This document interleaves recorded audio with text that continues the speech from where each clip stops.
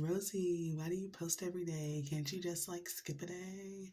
Listen, God gives me revelations every day.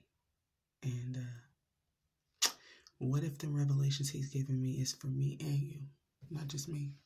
That's why I share every single day. Well, I do skip a couple days, but for the most part, every day. But listen, so my 12-year-old, he had a basketball game yesterday. He was so excited. He's always like, yes, I'm going to score 10 points today because he did football last season and he was really good at football. Like, he was knocking people down. He was scoring a lot of touchdowns. Like, he was that dude, right? He's good at basketball, but he's just a defensive player and he's still learning, right? Well, I had to go get my 4 littles before I came to his game, so I was late to his game. By the time I got to his game, they were at the end of the second quarter, about to start the third quarter, right? I hear my name, I turn around and look, and the pastor and 2 of my brothers in Christ, Victor and Malcolm, are there in the stands already. So they've been watching the whole game, so they're tuned in. Like, I'm talking about, they calling plays, they're tuned all the way in. So me and the babies go sit by them. And I look over and I notice that my 12-year-old is just riding the bench. And I don't say nothing. I'm just looking because I don't really know what's going on. I'm not a sports girl. I just go because I love my baby, right? But I do notice that he starts covering his face like this. And if you ever watched Love and Basketball, you seen when Monica covered her face and started crying, and then her parents was her dad and her sister was in the stands like, it's okay, Monica. That's how I felt. Like my baby was sitting there really crying. And I'm like, what's going on? So I look back at them and I asked them, and they're like, well, they let him play in the first quarter. He's been riding the bench ever since. And they were like, he's really defensive. He's a good, like, he locks the shooter in. I learned by listening to context clues. So when they say he locks the shooter in, I'm assuming that means that whenever they're about to try and shoot, he kind of just like corners them and knocks the ball out of their hand. That's what I'm assuming. I don't know. They didn't explain it. But long story short, there's 2 games that happens every night. There's A team and B team. He's B team. His whole game was over and he still was riding the bench. So he gets up and starts crying. Like he's crying in the stands, and when his teammates tries to hug him, he kind of shakes it off, grabs his backpack, and walks out. So Victor gets out of the stands, and this like really touched my heart. He gets out of the stands and goes and follows him and goes and talks to him. So then the kids got to go pee. So I go walk past and I see them talking. I'm like, okay, he got this.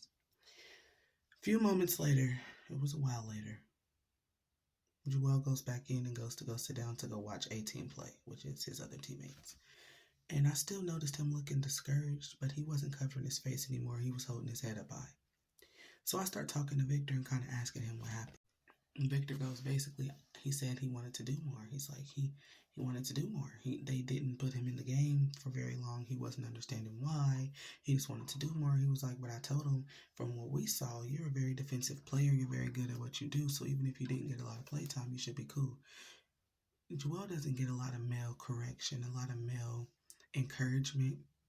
He comes from being taken care of by me, back and forth between me and his actual mother because I'm his aunt.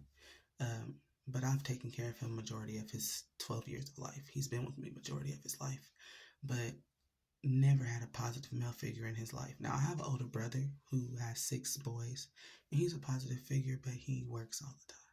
And plus, yeah, my brother he wasn't really spending much time with him, so he doesn't get that. So to watch a man of God take time out of his day to bring the pastor and another man of God with him, and to watch, not only sit there and watch the whole game despite the fact that he only played the first quarter, but to get up and go speak life into him when he was feeling dark, when he was feeling sad, when he was feeling death, and to speak enough life into him where he got the courage to go back into that gym after everybody just watched him cry and run out and sit there and watch the rest of the game. Like, that was just amazing to me.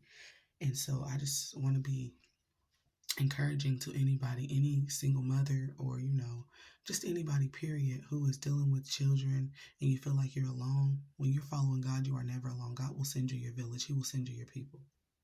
There were so many moments where I used to be like, man, my kids ain't gonna have a father figure. Like, because I come from an abusive situation and I refuse to go back. And I refuse to be with anybody who gives me any sort of inkling that they could potentially be abusive. So I stay alone and I take care of my kids and I keep them in the church, and we go to church events and we go to Christian-based events. God is bringing me a tribe of men who love my kids so much. They're not missing out on nothing.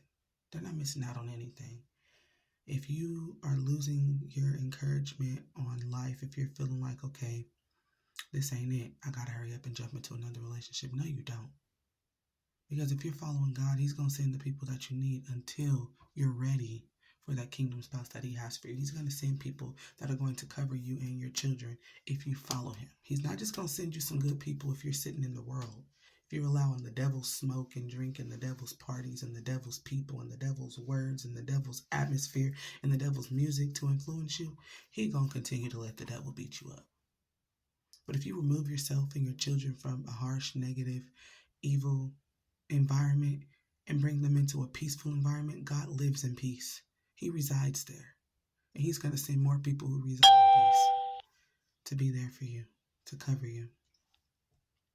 That really warmed my heart. I'm a picture girl, and I didn't take no pictures because I was just living in the moment. But I just want to be of courage to anyone. And also, I just want to say thank you from the bottom of my heart to Victor, Malcolm, and Pastor Jay for taking time out of your busy schedules and going to my son's basketball game at 4 o'clock in the middle of the week. Going and staying and spending that quality time. Even though he wasn't sitting next to y'all, he saw y'all from across the way, and that made a world of difference to him. So I thank y'all for that. And we love y'all.